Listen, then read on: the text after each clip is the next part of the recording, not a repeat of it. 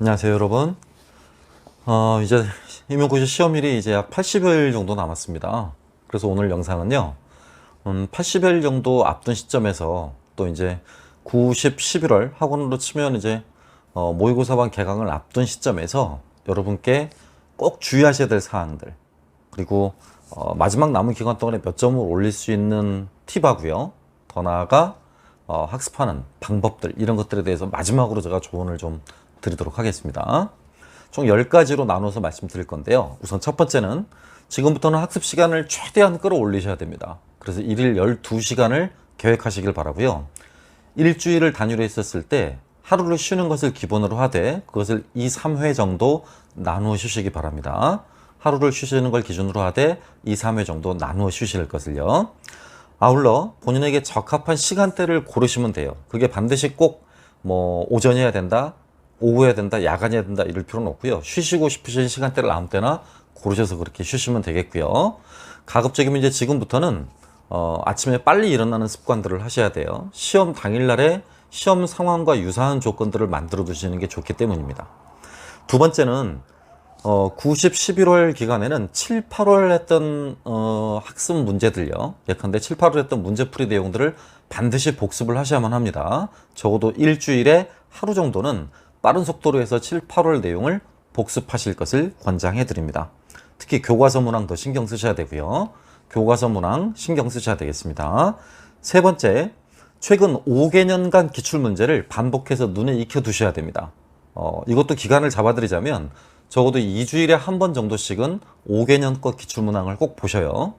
보셔서 기출문항에서 물어보고자 하는 질문의 초점이요. 구체적으로 사례를 들면 서명을 쓰라든가 인명을 쓰라든가 지명을 쓰라든가 내지는 사건명을 쓰라든가 전투명을 쓰라든가 내지는 사건의 계기를 쓰라든가 사건 발발의 원인을 쓰라든가 이유를 쓰라든가 상황을 쓰라든가 그렇죠?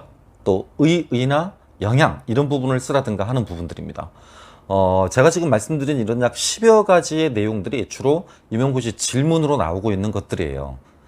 힌트를 얻으셨겠지만 이제 이런 내용들을 좀 더 중점적으로 마지막에 여러분이 정리해 놓으셨던 정리본이나 단권화 노트 또는 개론서에서 찾아서 그런 부분들만 중점적으로 읽어보시면 효과적일 것으로 생각됩니다.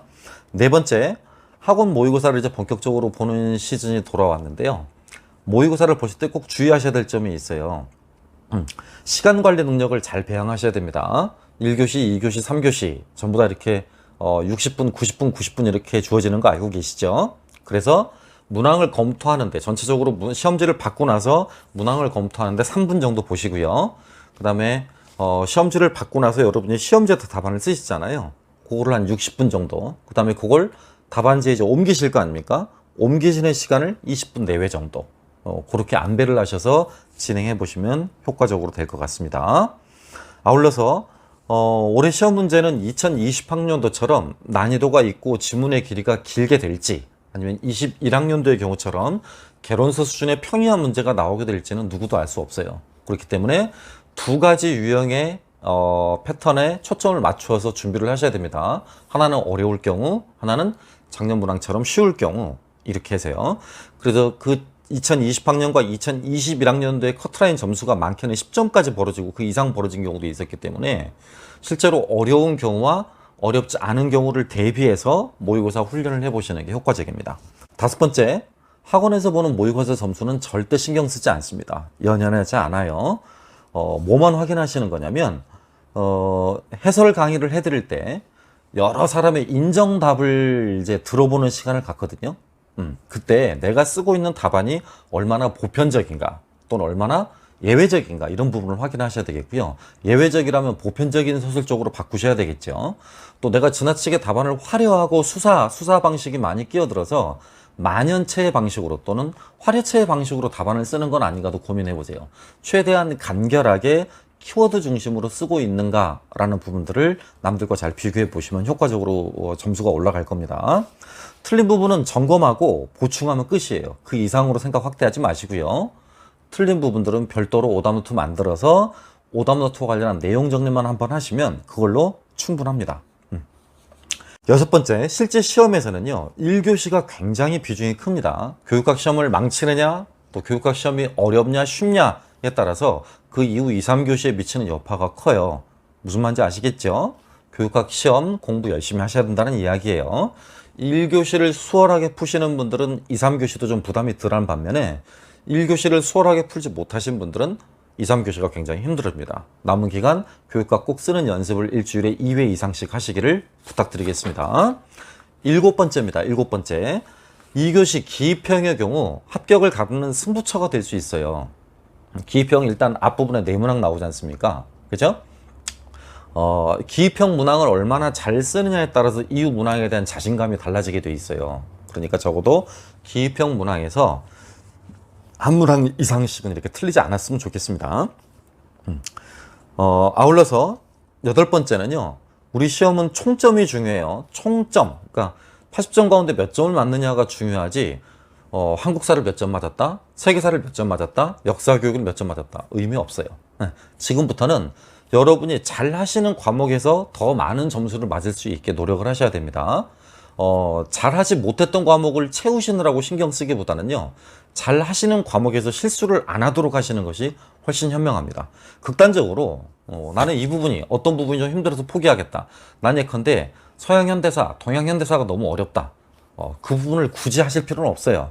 나머지 부분들에서 틀리지 않게 더 신경 쓰시는 것이 합리적입니다. 모든 영역과 모든 시대를 다 잘할 수 있는 사람은 없기 때문에 적어도 한두 부분 정도는 포기하거나 손 놔도요, 합격하시는 데는 크게 지장 없을 거라고 생각됩니다. 따라서 현명하게 시간 투자를 하시고 현명하게 총점을 올릴 수 있는 방안이 뭔가라는 걸 고민해 보시기 바래요. 아홉 번째, 2, 3교시 전공 시험을 볼 때요, 절대 시간이 남으셔서는 안 돼요. 만약에 시간이 남으시게 되면 검토를 하셔야 되겠고요. 절대 엎드려 주무시거나 시험지 포기하시고 다른 생각하시거나 이러시면 안 되겠습니다. 단 한 문항이라도 최선을 다해서 끝까지 풀어주시는 그런 성의 있는 모습 기대하겠습니다. 열 번째, 시험은요, 아시다시피 1차 시험이 끝이 아니에요. 2차 시험입니다. 1차 시험이 지금 한 80일 정도 남은 것이고요. 실제 2차 시험까지는 여러분 140일 정도 남았어요. 부디 긴장감 놓지 마시고요. 2차 시험이 끝나는 1월 셋째 주 그때까지는 굉장히 긴장감을 잘 유지해 주셔야 되겠습니다. 네, 이상이 제가 여러분께 부탁드리고 싶은 10가지 주의사항이었습니다. 꼭 신경 써서 주의해 주시기를 바라고요. 다음에 이어지는 동영상 한 가지는요, 실전에서 도움이 될 수 있는 팁 하나를 제가 올려드릴게요. 그래서 전년도 기출문항을 가지고 기출문항의 특성이 어떠했는지를 한 번 더 확인해 드리는 동영상을 찍어 올리도록 하겠습니다. 감사합니다.